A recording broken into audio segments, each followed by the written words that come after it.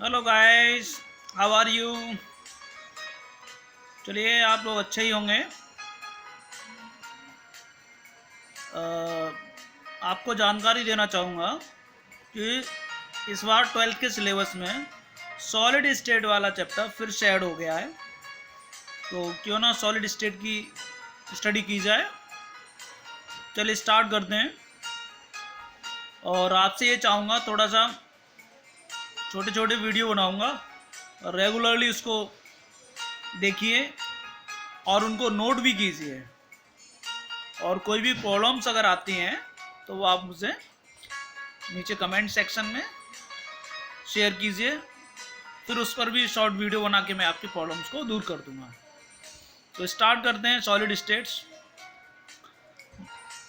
पहले से ही हम स्टेट्स ऑफ मैटर के बारे में फेमिलियर हैं। स्टेट्स ऑफ मैटर 5 टाइप्स की होती हैं: solid, liquid, gas, plasma and BEC. Solid, liquid, gas से तो हम वेरी फेमिलियर हैं। नए स्टेट्स आपके हैं प्लाज्मा और बीईसी। बीईसी की फुल फॉर्म है बोस-आइंस्टीन कंडेंसेट्स।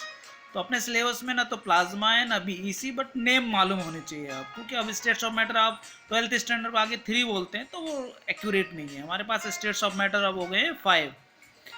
तो बच्चा पार्टी 11th में हम स्टेट्स ऑफ मैटर वाले चैप्टर में गैसेस स्टेट पढ़ चुके हैं और लिटिल ऑफ लिक्विड स्टेट भी पढ़ चुके हैं, जिसमें विस्कोसिटी वगैरह सरफेस टेंशन था। अब 12th में हमारा सॉलिड स्टेट की स्टडी करेंगे। तो सॉलिड स्टेट्स के बारे में पहले से ही फेमिलियर हैं। The states of matter which have definite shape and size and definite volume and have strong intermolecular force between constant particles and minimum intermolecular distance as compared to liquid and gases, and constant particles have fixed position and can only oscillate about their mean position, can't be moved from their mid position. One more thing, solids are rigid and have long range order of constant particles. तो ये तो पुरानी वाली बातें हैं। अब 12th की बात करते हैं। Classification of solids. सॉलिड्स को क्लासिफाई किया गया है on the basis of arrangement of constant particles. Mainly तो 2 टाइप्स का होता है, crystalline solids and amorphous solids. कुछ बुक्स में पॉलीमॉर्फ्स की बात की गई है, तो आप यहाँ 3 टाइप्स मान सकते हैं: crystalline solid, amorphous solid and polymorphs. तो हमारे सिलेबस में crystalline solid and amorphous solid. तो हम क्रिस्टलाइन सॉलिड की बात करेंगे। तो क्रिस्टलाइन सॉलिड्स के पहले मैंने फीचर्स देख लीजिए, फिर वन बाय वन मैं इनको आपको एक्सप्लेन करता हूँ। तो फर्स्ट फीचर है, there are regular arrangement of constant particles in crystalline state producing a definite geometry. अब जरा फर्स्ट स्टेट की हम बात करते हैं आपको। There are regular arrangement of constant particles producing a definite geometry. Constant particle से मतलब होता है जिससे मिलकर सॉलिड बना है। एक एग्जांपल लेते हैं NaCl का। तो NaCl में कांस्टेंट पार्टिकल है Na positive ion and Cl negative ion. अब इनका रेगुलर अरेंजमेंट से मतलब ये है, अगर हमने Na को ये लिया और Cl को हमने इस तरह से शो किया, बड़ा वाला सॉलिड Na और Cl ये, तो पहले Na फिर Cl फिर Na फिर Cl फिर Na फिर Cl, इस तरह से अरेंजमेंट होगा जो रेगुलर, कभी भी इरेगुलर नहीं होगा। जैसे ये आपका Na है तो इसके बाद किसका टर्न आएगा, Cl का, फिर ये Na और ये फिर क्या हो गया Cl, फिर ये Na और ये क्या हो गया Cl, ये हो गया Na। तो this type of arrangement is known as regular arrangement of constant particles. Constant particle से मतलब आपको समझ में आ गया होगा कि जिससे मिलकर कंपाउंड फॉर्म है। ओके, तो ये था फर्स्ट पार्ट क्रिस्टलाइन सॉलिड का, there are regular arrangement of constant particles producing a definite geometry. Geometry से मतलब ज्योमेट्री आपकी टेट्राइडल पॉसिबल है। ये जो कांस्टेंट पार्टिकल्स डेफिनिट पैटर्न में ज्वाइन होंगे तो मे बी टेट्राइडल हो, ट्राइगोनल हो, हेक्सागोनल हो, एक डेफिनिट ज्योमेट्री प्रोड्यूस करते हैं। तो ये फीचर्स कहलाता है कि there are regular arrangement of constant particles producing a definite geometry। और क्रिस्टलाइन सॉलिड का सेकंड पार्ट है having a sharp melting point. Sharp melting point से मतलब ये है, अगर कोई सॉलिड है जिसका मेल्टिंग पॉइंट 100 डिग्री सेल्सियस अगर है तो वो ऑल टाइम 100 ही रहेगा। फिर वो बस कंडीशन ये कि वो प्योर होना चाहिए, क्रिस्टलाइन होना चाहिए। तो कभी भी नॉट मोर देन 100 और नॉट बिलो देन 100। तो शार्प मेल्टिंग पॉइंट से मतलब ये है कि हैविंग एक definite melting point, never be below than this and never be greater than this. Okay, तो ये था शार्प मेल्टिंग पॉइंट। अब नेक्स्ट पॉइंट है क्रिस्टलाइन सॉलिड की फीचर्स में, long range order of association of constant particle.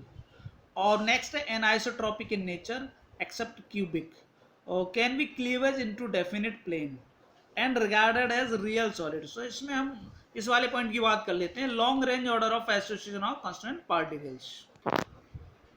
देखिए long range का मतलब ये है कि अगर ये कांस्टेंट पार्टिकल है तो इसका फोर्स ऑफ अट्रैक्शन सेकंड पर भी रहेगा, थर्ड पर भी रहेगा, फोर्थ पर भी रहेगा, फिफ्थ पर भी रहेगा, सिक्स पर भी। तो लॉन्ग रेंज से मतलब इसका फोर्स ऑफ अट्रैक्शन हालांकि लास्ट तक कम होता जाएगा लेकिन रहेगा, ये कहलाता है long range order of constant particles. Constant particles का जो अरेंजमेंट होता है वो लॉन्ग रेंज तक होता है। शॉर्ट रेंज का मतलब जैसे 2 पार्टिकल्स 3 पार्टिकल्स का होता है, ये अमॉर्फस में होगा। तो लॉन्ग रेंज ऑर्डर से मतलब constant particles have force of attraction far away from this molecule. Okay, तो ये था long range order of association of constant particles. और अगला पॉइंट है anisotropic in nature except cubic crystals. तो इस एनआइसोट्रॉपिक के बारे में बात हम थोड़ा सा बाद में करते हैं या फिर अभी कर लेते हैं, आगे वर्ड आएगा। चलिए देखते हैं एनआइसोट्रॉपिक का मतलब क्या है। एनाइसोट्रॉपिक समझने से पहले एक वर्ड समझना पड़ेगा, इस पे स्क्रीन पे आ रहा है आपका, isotropic substance. The substance having same physical properties like mechanical strength, heat and electrical conduction, refraction, conduction, refractive index etcetera in each direction are called isotropic substance and this property is called isotropy. Example में इसमें आ जाते हैं amorphous solid. तो आपको बता दूं isotropic substance का मतलब होता है वो सब्सटेंस जिनकी सभी डायरेक्शन में फिजिकल प्रॉपर्टीज की वैल्यू सेम होती है, कहलाते हैं आइसोट्रॉपिक सब्सटेंस। और इनकी इस प्रॉपर्टी को बोलते हैं आइसोट्रॉपी। और फिजिकल प्रॉपर्टीज कौन कौन सी हो सकती हैं, जैसे heat and electrical conduction, mechanical strength, refraction index. अगर ये सभी डायरेक्शन में सेम है तो आइसोट्रॉपिक, अगर सेम नहीं है तो एनआइसोट्रॉपिक। अब इसको थोड़ा सा यहाँ ऐसे भी समझ सकते हैं, कोई सब्सटेंस लिया और इधर से हमने लाइट पास कराई और लाइट इसके इनसाइड होते हुए इधर ट्रांसमिट हो गई, तो यहाँ जो इंटेंसिटी होगी उसे बोले इंटेंसिटी ऑफ ट्रांसमिटेड लाइट। अगर वही लाइट हमने यहाँ से पास कराई, वो इधर ट्रांसमिट हो गई, इस डायरेक्शन से पास कराई, इस डायरेक्शन में ट्रांसमिट हो गई, इधर से पास कराई, इधर डायरेक्शन में ट्रांसमिट हो गई। अगर ये intensity here here and here and here even इस साइड से पास कराई और ये, तो ये इंटेंसिटी सभी डायरेक्शन में अगर सेम है तो ये सब्सटेंस कहलाएगा आइसोट्रॉपिक सब्सटेंस। और इसकी प्रॉपर्टी को बोलेंगे आइसोट्रॉपी। तो आपकी समझ में आ गया, वो सब्सटेंस जिसके सभी डायरेक्शन में फिजिकल प्रॉपर्टीज समान होती हैं आइसोट्रॉपिक सब्सटेंस कहलाते हैं। और इस प्रॉपर्टी को बोलते हैं या इस नेचर को बोलते हैं आइसोट्रॉपी। अब आइसोट्रॉपिक सब्सटेंस के एग्जांपल की अगर बात करें तो सभी एमोर्फस सॉलिड जो होते हैं वो होते हैं आइसोट्रॉपिक सब्सटेंस। और क्रिस्टलाइन होते हैं वो होते हैं एनआइसोट्रॉपिक। क्रिस्टलाइन जो होते हैं वो होते हैं एनआइसोट्रॉपिक। एनआइसोट्रॉपिक वर्ड का मतलब आप समझ में जाना चाहिए कि वो सब्सटेंस जिसकी प्रॉपर्टी सभी डायरेक्शन में सेम नहीं होती है फिजिकल प्रॉपर्टी, तो कहलाते हैं एनआइसोट्रॉपिक सब्सटेंस। और इसका एग्जांपल है क्रिस्टलाइन सॉलिड्स। एनआइसोट्रॉपिक का एग्जांपल क्या है, क्रिस्टलाइन सॉलिड्स। अब देखिए कैसे, ये आपको हमने क्रिस्टलाइन सॉलिड का एक कंसिडरेशन दिया था। अगर हमने लाइट यहाँ से पास कराई तो वो लाइट यहाँ से पास हो जाएगी इन बिटवीन स्मॉल पार्टिकल्स, और यहाँ से पास कराई तो लार्ज पार्टिकल्स। तो आपको खुद ही गैस हो रहा होगा कि इधर से ट्रांसमिटेड इंटेंसिटी कम होगी क्योंकि लार्ज पार्टिकल है, इधर ट्रांसमिटेड इंटेंसिटी लाइट की ज़्यादा होगी क्योंकि स्मॉल पार्टिकल्स। अगर हम यहाँ से पास कराते हैं तो और भी डिफर होगी। तो कांस्टेंट पार्टिकल का रेगुलर अरेंजमेंट होता है, इस वजह से क्रिस्टलाइन सॉलिड होते हैं एनआइसोट्रॉपिक, सेम डायरेक्शन, सभी डायरेक्शन में प्रॉपर्टी सेम नहीं होती हैं। और जबकि सॉलिड एमॉर्फस सॉलिड होते हैं बिल्कुल टोटली क्लोजली पैक्ड होते हैं, यहाँ कहीं स्पेस ही नहीं है कम ज़्यादा का, तो इसमें से अगर पास कराएंगे तो सभी डायरेक्शन में सेम। तो एमॉर्फस सॉलिड होते हैं आइसोट्रोपिक और क्रिस्टलाइन सॉलिड होते हैं एनाइसोट्रोपिक। ओके, लेकिन क्रिस्टलाइन में एक कंडीशन है क्यूबिक क्रिस्टल्स को छोड़कर। क्यूबिक क्रिस्टल है तो क्रिस्टल है होना क्या चाहिए था एनाइसोट्रोपिक, लेकिन एक्चुअली ये होता है कैसा आइसोट्रोपिक। तो हमने वहाँ क्रिस्टलाइन, अब यहाँ एक वर्ड आ जाता है जो हम वापस वहीं आ जाते हैं उस पॉइंट पर जो हमारा टॉपिक था क्या कि cubic crystals are anisotropic in nature, यानी क्यूबिक क्रिस्टल्स की प्रॉपर्टी फिजिकल प्रॉपर्टी सभी डायरेक्शन में सेम नहीं होती हैं, लेकिन किसको छोड़कर क्यूबिक क्रिस्टल्स को छोड़कर। Okay, can be cleavage into a definite plane. अब इसकी बात कर लेते हैं, अगर हम क्रिस्टलाइन सॉलिड को कट करना चाहें इस प्लेन से, देखो कट कर दिया तो हमारे कांस्टेंट पार्टिकल कट नहीं हो रहे, इस प्लेन से कट करना चाहें तो कांस्टेंट पार्टिकल कट नहीं हो रहे, अगर हम इधर से करना चाहें तो कांस्टेंट पार्टिकल कट नहीं हो रहे। तो हम ये कह सकते हैं crystalline solids can be cut into a definite, can be cleavage into a definite plane, किसी प्लेन की तरह कट कर सकते हैं without cutting any constant particles. और भैया इन क्रिस्टलाइन सॉलिड्स को ही हम रियल सॉलिड्स बोलते हैं। ओके, और इनके एग्जाम्पल की बात करें तो हमने 11th में पढ़ा था ionic compounds are crystalline in nature, तो जितने भी आयनिक कंपाउंड है वो सब कैसे हो जाए क्रिस्टलाइन, जैसे NaCl, KCl, KNO3। Metal atoms copper, iron, cobalt, निकल, कॉपर, जिंक। नॉन मेटल में आयोडीन, आपकी शुगर भी हो जाएगी कैसी क्रिस्टलाइन। और एक क्वार्ट्ज, यहाँ ध्यान रखने वाली बात है क्वार्ट्ज अगर लिखा है तो क्रिस्टलाइन है, और नीचे आप देखें अमोर्फस सॉलिड में क्वार्ट्ज ग्लास, अगर क्वार्ट्ज ग्लास लिख दिया तो ये हो जाएगा आपका एमॉर्फस सॉलिड। तो अब अगले टॉपिक है एमॉर्फस सॉलिड की बात कर लेते हैं। तो क्रिस्टलाइन स्टेट का अपोजिट है the main features of amorphous solids are, उसमें था रेगुलर, तो इसमें क्या irregular arrangement of constant particle with no definite geometry, कोई डेफिनिट ज्योमेट्री नहीं होती है। नो शार्प मेल्टिंग पॉइंट, कोई शार्प मेल्टिंग पॉइंट नहीं होता है, डेफिनिट नहीं होता है, कम ज़्यादा होता है, वो तो ज्योमेट्री पे डिपेंड करता है, मतलब किस तरह से पैकिंग है, ज्योमेट्री हर बार अलग होगी। Short range order of constant particle, हो सकता है फर्स्ट पार्टिकल का फोर्स ऑफ अट्रैक्शन केवल थर्ड तक है, फोर्थ फिफ्थ पे है ही नहीं है, तो ये शॉर्ट रेंज ऑर्डर हो जाएगा। आइसोट्रोपिक इन नेचर, ये पहले भी अभी बताया था, आइसोट्रोपिक ये होते हैं कि क्लोजली पैक्ड होते हैं। और can't be cleavage into a definite plane, अगर हम इनको किसी भी प्लेन में कट करते हैं तो कांस्टेंट पार्टिकल्स कट होते हैं क्योंकि ये क्लोजली पैक्ड होते हैं। और इनकी बात करें तो ये these are not real solids, ये होते हैं स्यूडो सॉलिड्स, और एक्चुअली इन्हें मानना क्या जाता है these are regarded as highly viscous super cooled liquid. Amorphous solid नहीं होते हैं, होते क्या हैं लिक्विड होते हैं। कौन से लिक्विड होते हैं, ऐसे लिक्विड इनको सुपर कूल्ड कर दिया गया है, बहुत ठंडा कर दिया गया है, एंड हाईली विस्कस, इनकी विस्कोसिटी बहुत ज़्यादा है।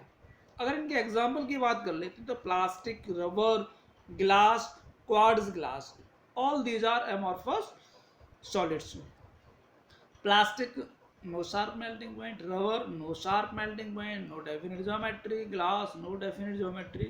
अब ग्लास के बारे में एक बार तो क्वेश्चन लगेगा कि ग्लास तो यार क्रिस्टलाइन होना चाहिए, तो इसके बारे में आपको बता दूं, जो हिस्टोरिकल बिल्डिंग्स होती हैं, जो पुरानी बिल्डिंग्स होती हैं, उनकी जो विंडोज़ के ग्लास होते हैं जो बॉटम साइड थिकर होते हैं, ओल्ड हिस्टोरिकल बिल्डिंग की बात कर रहे हैं, बॉटम साइड थिकर क्यों होते हैं, तो ऐसा माना गया है कि ये लिक्विड की प्रॉपर्टी शो करते हैं, तो एबव से फ्लो होके बिलो आ गए हैं, तो बिलो साइड कैसे हो रहे थिकर हो गए, that's why glass is regarded as amorphous solid. तो ये था आपका about crystalline solid and amorphous solids. अब नेक्स्ट क्लासिफिकेशन की बात कर लेते हैं सॉलिड्स की। नेक्स्ट है classification of solids on the basis of constant particles and interaction present between them। तो constant particles से मतलब होता है कि solid किससे मिलकर बना है, उनके बीच force of attraction क्या है, इसके बेसिस पर आपको बता दूं मेनली होते हैं 4 टाइप्स के, मॉलिक्यूलर सॉलिड, और सेकंड है आपका आयनिक सॉलिड, थर्ड है मेटेलिक सॉलिड, और फोर्थ वाला है कोवलेंट और नेटवर्क सॉलिड। तो फर्स्ट वाले पे आ जाते हैं आपका मॉलिक्यूलर सॉलिड। मॉलिक्यूलर सॉलिड से मतलब इनके कांस्टेंट पार्टिकल्स होंगे मॉलिक्यूल्स। फोर्स ऑफ अट्रैक्शन क्या होता है मॉलिक्यूल्स के बीच में? मॉलिक्यूलर फोर्सेस, जिनको हम वांडरवाल फोर्सेस भी कहते हैं, 11th में हमने पढ़ा था। Dipole dipole interaction, dipole induce dipole, और instantaneous dipole and induce dipole, और 4 टाइप का होता है एच बॉन्डिंग। तो मॉलिक्यूल्स के बीच में जो फोर्स होता है उसको बोलते हैं मॉलिक्यूलर फोर्सेस या हम वांडरवाल फोर्सेस। तो बड़ा सिंपल सा है, constant particles are molecules and force present between them van der Waals forces और मॉलिक्यूलर फोर्सेस। मॉलिक्यूलर फोर्सेस को फर्दर क्लासिफाई किया गया polar molecular solids, non polar molecular solids और हाइड्रोजन बॉन्डेड। पोलर से मतलब आप समझ रहे हैं पोलरिटी होगी H positive Cl negative, N negative, H positive, H2 में H पॉजिटिव, OH नेगेटिव। तो polar molecules, non polar without any charge, जैसे helium, argon, carbon dioxide, iodine, ये सब सॉलिड स्टेट की बात कर रहे हैं। जैसे पोलर मॉलिक्यूलर सॉलिड हमने H2 की बात की, वो किस में? सॉलिड स्टेट में। CO2 यहाँ बात कर रहे हैं तो सॉलिड CO2 की बात कर रहे हैं, सॉलिड हीलियम की बात कर रहे हैं, सॉलिड आर्गन की। Okay. Hydrogen bonded molecular solid, ये पोलर का ही एक पार्ट होता है। पोलर में स्पेशल आ जाता है कि H बॉन्डिंग होनी चाहिए, और हाइड्रोजन बॉन्डिंग की कंडीशन हमने आपको बता दी, फोन होना चाहिए अलॉन्ग विद हाइड्रोजन। तो H2O में फोन वाला ऑक्सीजन है, FON यानी ऑक्सीजन आ गया, और HF है NH3। ये सॉलिड स्टेट में कैसे होंगे? H bonded polar molecules. Okay. Second है आयनिक सॉलिड्स, बनाने की जरूरत नहीं है। आयनिक सॉलिड में कांस्टेंट पार्टिकल्स होंगे positive and negative ions held together bye ionic bonds. Ions के बीच में कौन सा बॉन्ड होता है? Ionic bond. और आयनिक बॉन्ड की बात करें तो NaCl, KCl, KNO3, एक मेटल होना चाहिए, दूसरा क्या होना चाहिए? Non metal. मेटेलिक सॉलिड्स की बात अगर हम करें तो जनरल वे में ये है constant particle are metal atoms held together by metallic bonds. लेकिन अब यहाँ थोड़ा सा ब्रीफ में आ जाते हैं कि मेटेलिक सॉलिड्स में कांस्टेंट पार्टिकल्स होते हैं केर्नल्स, और केर्नल्स होते हैं पॉजिटिव आयन।